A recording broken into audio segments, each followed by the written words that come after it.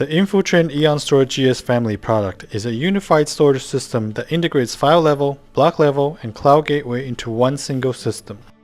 This video is separated into two parts. The first part will demonstrate how to establish a connection with cloud storage service providers, including setup of software and hardware for the EonStor GS storage system, and access settings for the Microsoft Azure. The second part is a hands-on operation on how to backup and recover data stored on the Microsoft Azure cloud. Let us start from the first part. Establishing a connection with the Microsoft Azure requires 5 steps. First, we need to synchronize the time and time zone on the machine. Start Eon 1 and open the Settings menu. Enter System Settings. Click on the time page. First, set the time zone. Time zone can be set to any zone, not necessarily where the machine is located. Choose and press the Apply button. Next, we will set the time. After pressing the Change button, a time setup menu will appear. Here you can enter network time server information to automatically synchronize time in the time zone or do them manually. Press the Apply button to complete time and time zone setup.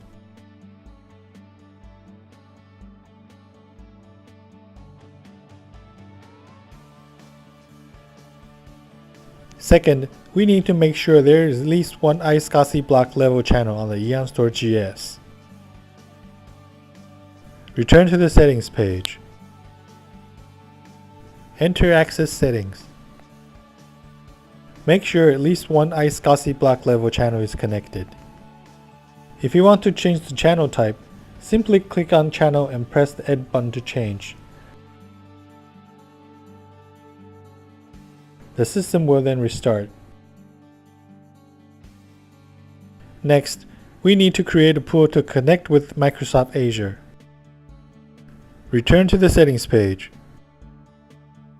Enter Storage Settings. Click to change to the pool page. Press the Create Pool button.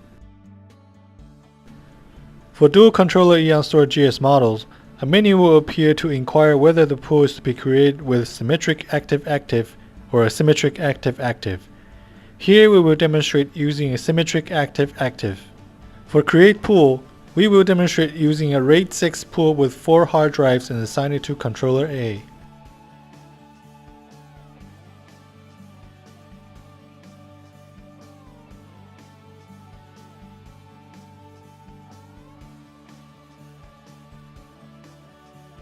We can see the pool 1 that we just created in the list. Now we need to acquire your Microsoft Azure user connection information, including account name and access key. After logging in Microsoft Azure, select Storage Account from the menu on the left. Click Add in the Storage Account page and name your account. We will need to use this name later when operating GS connections. For account kind, here we will select Blob Storage. Other options can be configured according to your needs.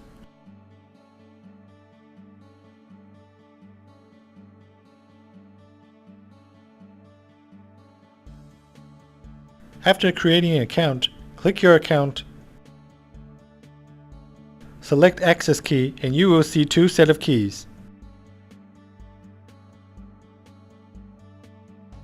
In the last step, we will demonstrate how to use the access key information we just acquired to connect the EonStor GS with Microsoft Azure and upload data. Start Eon 1 and open the Settings menu. Enter Backup and Restore Settings. Switch to the Cloud page. After switching to the Cloud Provider tab, click Add to add a cloud service provider. Select the pool we just created from the pull-down menu and choose Microsoft Azure Storage from Cloud Vendor. For endpoint and shared key, copy and paste the account name we just configured and one access key.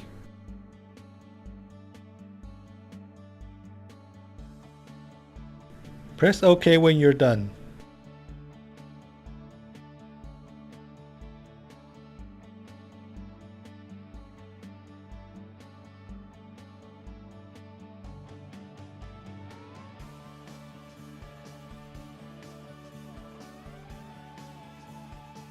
EonStor GS has completed connection with Microsoft Azure only after connected is shown on the EON1. After connection, we need to create a volume and map it to the server so the data can be stored to the local storage, then uploaded to cloud. Switch to the Volume tab and click Add to add a volume. Newly created volume will have Enable Cloud ticked by default. In order to demonstrate backup and restore for the next part, we will select Cache Mode Fully Cache here. Select Continue for cache period.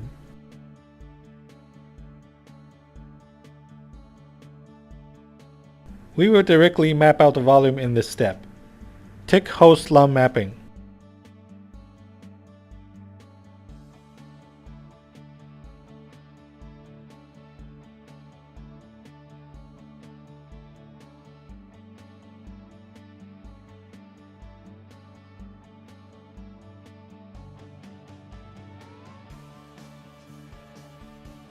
After mapping out the volume, we can now see the hard drive space in server's computer management. The second part will demonstrate how to restore EonStor GS with data backed up on the cloud. We will transfer some data to the cloud integrated volume we just created, then shut down the power of EonStor GS to simulate a disaster, and finally use another EonStor GS to recover data backed up on the cloud. First, we will store some data in the disk we just mapped. As we set it to fully cache and cache period to continue, data in the volume will automatically be backed up to the Microsoft Azure.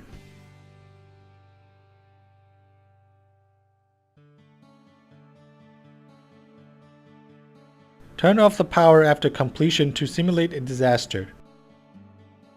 Start up EON1 interface of another EonStor GS. Open the settings page.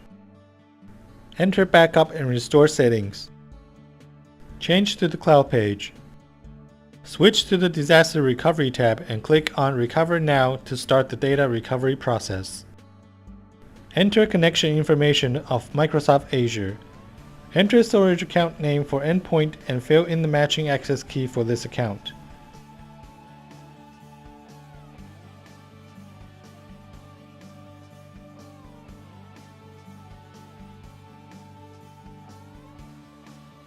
Press Get Bucket Information button after completion. Here we can see the bucket which previously uploaded data. Click Preview to see the backed up volume in this bucket. Press the arrow sign to see if this volume has an uploaded snapshot. Choose the bucket to restore and press Next. Next, we will set up a pool to store the restored data. Here we will demonstrate creating a new pool. For Create Pool, we will demonstrate using a RAID 6 pool with 4 hard drives and assign it to Controller A.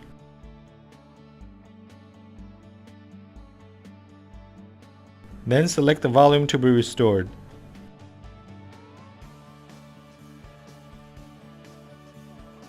Press OK after confirming the information is correct and the data restoration process will begin.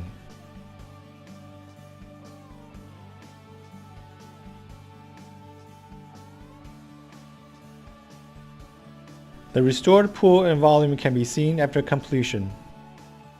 The volume at this time will be shown as unmapped. Return to the settings page. Enter storage settings.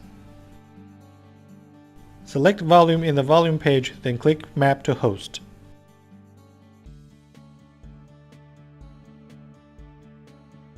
Click Create to create LUN mapping. We will directly map out the volume in this step.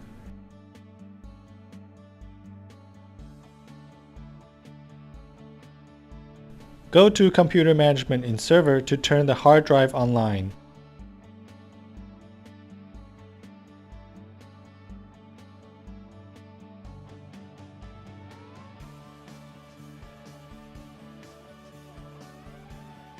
And we can see the data has been successfully restored.